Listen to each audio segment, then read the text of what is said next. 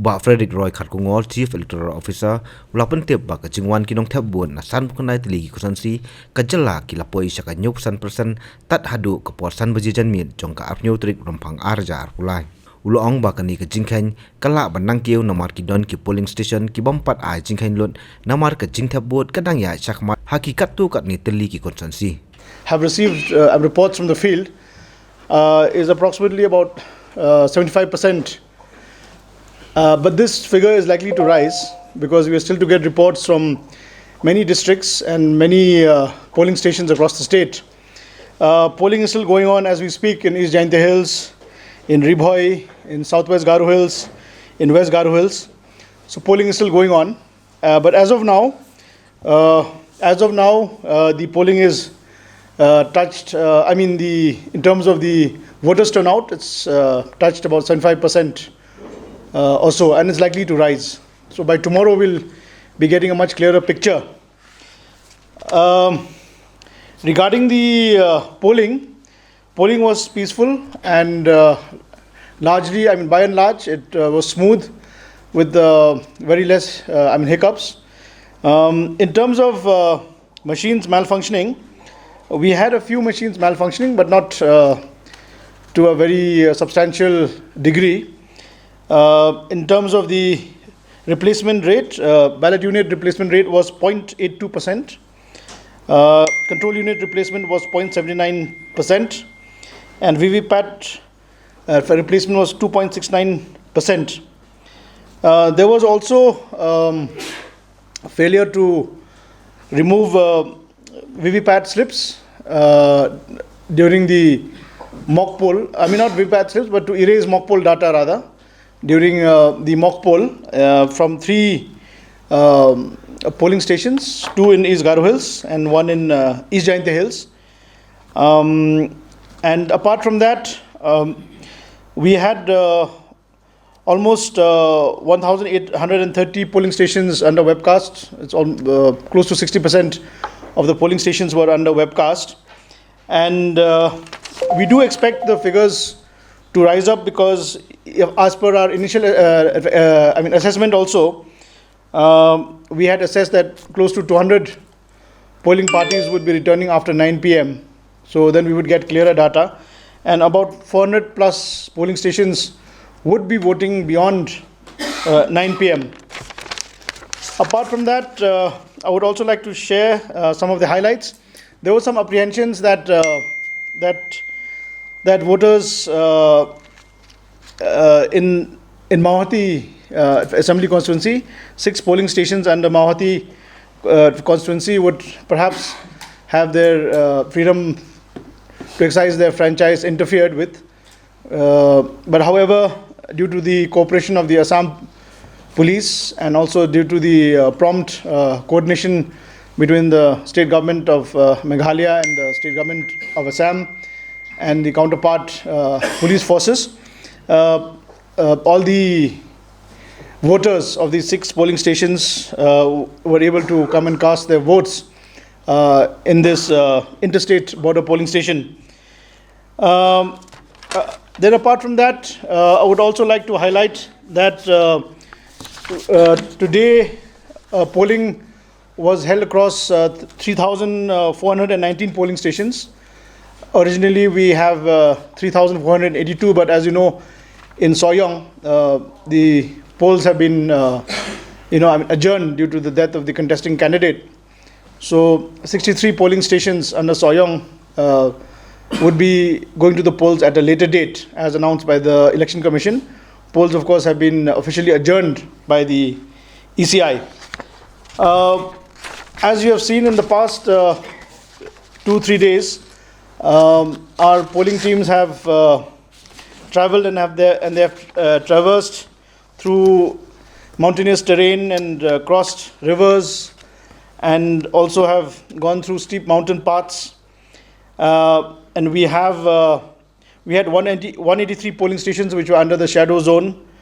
However, we are grateful to the police that they were able to set up 264 police radio stations, and 19 repeater stations were set up to ensure that through the police network we are able to communicate with all our teams. Also, there were these interesting polling stations like the Kamsing and the Kalatek, which are two riverine polling stations. And also, there were many makeshift bamboo bridges which our polling teams had to cross, especially in in fact, in the Kyrwoh Hills region. And apart from that, we had some interesting, in fact, polling stations where polling parties used ropeways to transport their polling material, and many polling parties had to cross through mud-swollen rivers, especially the Rumpa River in South Kyrwoh Hills, and also some polling parties had to trek for hours. They had to go on a foot march. There was one polling station in South Kyrwoh Hills where the polling party had to trek for about 8 hours, and another polling team in Maukarwat for about 4 hours. And apart from that, we also had to use porters to, porters were used by the polling parties to trek through very steep stone paths. Then there was one particular polling party in Nongna in West Khasi Hills, whereby in southwest Khasi Hills, whereby there was a team of both forest guards as well as police personnel who had to be deployed together because it was a common track for the elephants. Then in the state, the only temporary polling station was set up at the leprosy center under 9 Nongpo Assembly Constituency. So this polling station was set up especially for the leprosy patients, and it is the only temporary polling station amongst these 3419 polling stations that we had. And this also captures the spirit of Election Commission's no voter to be left behind. We had 120 all-women polling station, and we had 60 model polling stations, and we had a number of youth-managed polling stations, which were set up all across the state. We also deployed a large number of poll volunteers were drawn from the leading youth organizations, and in some districts they were also drawn from the social welfare department and from other government departments to help the people with disability and the senior citizens. Coming to the people with disability and senior citizens, I'm happy to share with you that against the applied Form 12D, that means against the number that was applied, the votes that were casted was about 91.8% against those people who had applied Form 12D for the senior citizen category, that means 80 plus. And against the PWDs, against the forms applied, the votes cast were about 95%. Home voting, as you know, was initiated for the first time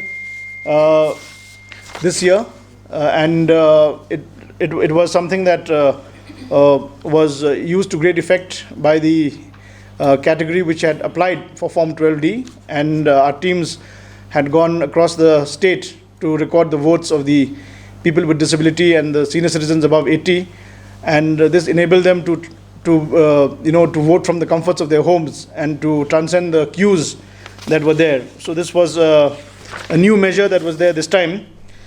Apart from that, the electorate that was going into the polls, 10.59 lakhs was male and 10.81 was female. So the enrollment of the females was much higher than the males. And also today, across the polling stations in the state which went to the polls, we saw that it appeared that the women voters far outnumbered the male counterparts.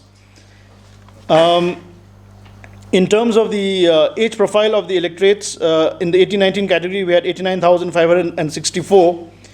And these first-time voters were also felicitated with the first-time voter medals. And similarly, like we have done in the past, the first 5 voters of every polling station were also given these first-to-vote medals.